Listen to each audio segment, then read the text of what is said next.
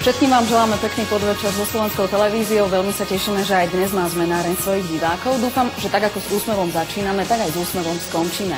Dnes nás okrem iného čaká poradňa a v nej zistíme, či sú lepšie tie tmavé amalgámové blondy alebo tie biele. Napokon sa dúfam hlavne dozvieme, ako mať krásny, zdravý úsmev. Samozrejme, že do minulého týždňa boli diváčkami, ale dnes sú priame účastníčky Zmenárne. Hovorím o Majke a o Andreji, ktoré teda dnes budeme meniť. Hádam, odídu spokojné. No a zistíme, aké nás zajtra a možno cez celý týždeň čaká počasie, pretože našim hostom bude rosnička Slovenskej televízie Lucia Habancová. V závere Zmenárne opäť súťaž, tak vydržte až do konca.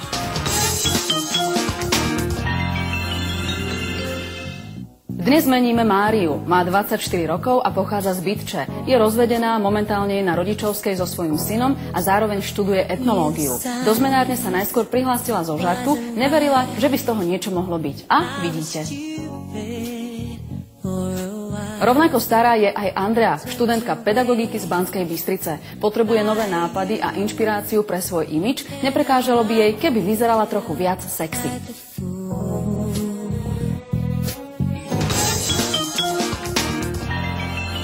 Tým odborníkov Zmenárne bude dnes pracovať v tomto zložení.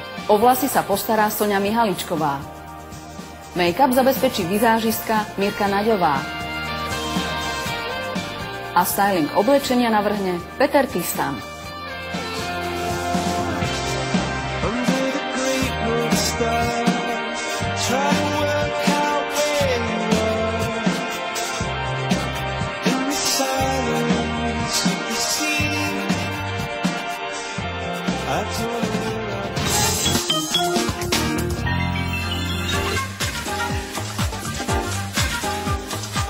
Začíname s premenami, poďte, pozrieme sa na nový účes.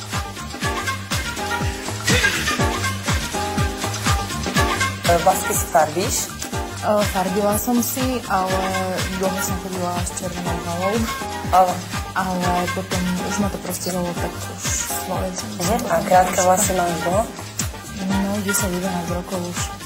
A nikdy si nerozmýšľala na to, že by si začala nejak doraz? Ja som mala dlhé, ale keďže boli veľmi husté, tak nevydržali žiadne spánky. Tak ja si myslím tiež, že môžeme zostať pri takýchto kratších vlasoch, ale tuto sa budem zameriavať skôr na to, aby si nemala také množstvo tých vlasov na hlave, to znamená, že ti ich poriadne prestriham. A tuto, čo sa týka príušiek, tak sa ti určite všetko skrátim, aby ti to opticky zúžilo tvár, aby si to nemusela mať stále takto do strany, len takto zčesané, ale aby si to mohla aj postrapať. Dobre? Tak môžeme.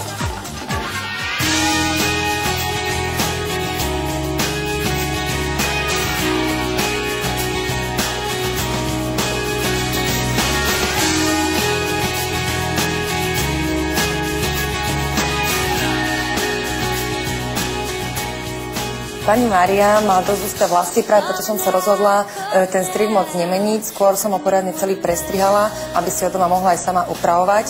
Čo sa týka farby vlasov, tu som jej zanechala, akurát konce som jej presetlila melírom, aby mala tú farbu a celkovo ten účes taký živší.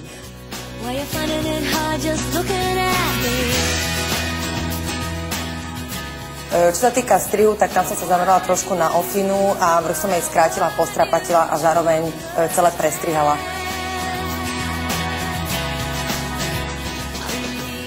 Práve týmto prestrihaním som chcela dosiahnuť to, aby pani Mária nemala také husté tie vlasy a aby si ich mohla doma ľahšie upraviť.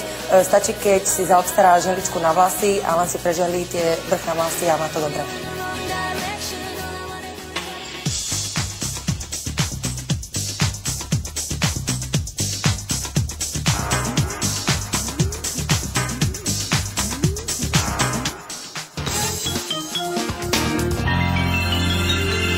Naším dnešným hosťom v Zmenárni je dáma, vďaka ktorej vie úplne celý štáb počasie už na najbližší týždeň. Lucia Habancová, ahoj, vitaj. Ahoj. Ty čítaš počasie, teda predpovedáš počasie a ja som naschválne povedala, že si rosnička, lebo neviem, či by sa ťa to nedotklo. A tak ja som zvyknutá, lebo hovoria nám rosničky, predpovedateľky počasia, čiže to je v podstate úplne jedno. Môžeme ťa trošku predstaviť? Odkiaľ pochádzaš, koľko máš rokov? Tak pochádzam zo Záhoria, konkrétne z mestečka Holík. Mám 25. A v podstate to je všetko asi. A ako si sa dostala do Slovenskej televízie? Tak zvláštne. Ja som sa najskôr prihlásila do konkurzu na ešte Blesk. bývalý, teraz je to extra. Medzičasom sa zrušilo. Moja žiadosť sa dostala na komunikačné centrum, takže tam som sa zamestnala. Po pol roku som išla na konkurs na počasie, vtedy si ma vybrali nie ako moderátorku, ale ako dramaturgičku. No a o nejaké 4 mesiace sa opäť zopakoval konkurs a tam už som teda bola ja a ešte druhá ľudská, lebo my sme dve ľudsky. Takže tebe to počasie bolo asi normálne súdené. Asi to tak vyzerá. Že si na teba počkalo. To by ma zaujímalo, ako prebieha taký konkurs počasia. Dajú vám mapu?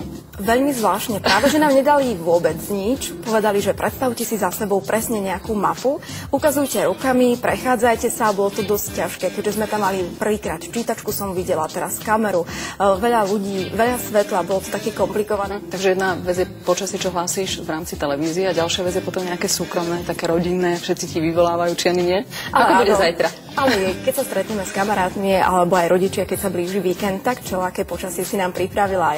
Ja to nepripravujem, ja len sprostredkúvam. Ale zatiaľ je to teda radosť. Zatiaľ je to určite radosť. Zmenárenie o imidži, neviem, či je pre teba dôležitý imidž, alebo... Tak samozrejme je dôležitý, ale nie je zasa až tak dôležitý, aby som si nedovolila výjsť von v teplákoch, v teniskách, v nejakom rozťahanom tričku alebo bez make-upu. V podstate mi to nerobí problém. V zmenárni ideme ďalej. Na Majku z Bytče už čaká nový make-up. Majka, na úvod otázka, ako sa staráš o svoju pleť? Tak čistím si pleť každý večer, aj ráno, ale krémy nepoužívam žiadne, pretože ja neznášam niektoré druhy krémov a ešte som nenašla taký, ktorý by mi sedel. Potom treba používať niečo také fluidové, také jemné, aby ti nemastilo, ale zvlhčovalo pokožku, bo to je veľmi dôležité, aby sa nenarušila štruktúra. A čo by si chcela dnes vyskúšať? Niečo na bežný deň, také klasické. Také ľahké denné líčenie. K tomuto účesu síce by som dala niečo viac možno, ale keďže ty sa vôbec nelíčiš, tak vyskúšame teda niečo také jemné, denné, bežné, ľahko nalíčiteľné.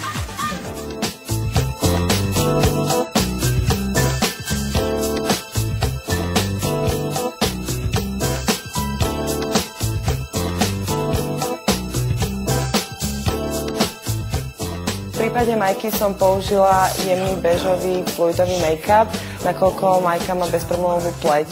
Ten som prepudrovala transparentným púdrom. Líčenie som zvolila denné, jemné, nakoľko to bola Majkina žiadosť. Použila som svetlé tiene ku vnútornému kútiku oka, ktoré som ku vonkajšiemu kútiku oka stmavovala.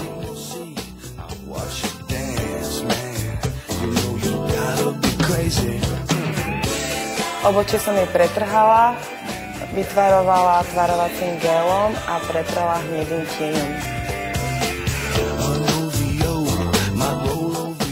A rúž som zvolila jemnej rúžovej, ktorý som pretrala transparentným leskom.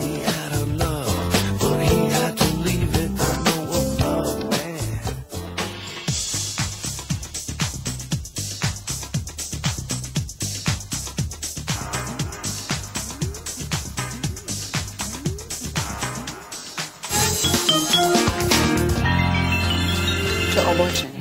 Si tak pekne športovo prišla? No, mám rada takéto športové oblečenie, džínsy, ale aj sukne, šaty. Je to fajn, cítim sa v tom dobré. Príliš taká extravagancia mi nie je blízka. To mi vadí. Taký neopren, alebo čo teraz myslíš? Latexové oblečenie, kožené oblečenie, alebo príliš také výstrelky. U Márie som zvolil pohodlné oblečenie tak, aby celkovo pôsobila mladistvo, pretože priznám sa, že na prvý dojem na mňa pôsobila trošku staršie a zároveň, aby vlastne postava sa nejakým spôsobom trochu opticky zoštívila a symetrizovala.